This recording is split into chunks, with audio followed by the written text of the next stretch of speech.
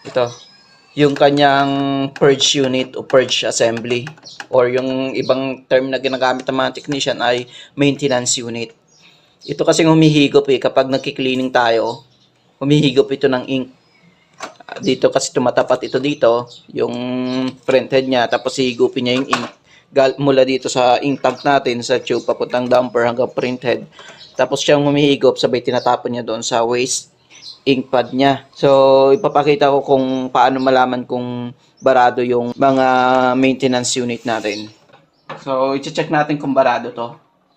Ito yung reason kapag kahit cleaning tayo ng cleaning, hindi na babawasan ng ink yung ink tank natin, baka barado to. Malalaman natin kung barado, ito, kailangan lang natin ng syringe na 10 ml. Ayan, 10 ml. Ilalagay lang natin siya sa dulo ng hose na to. So, ilalagay ko.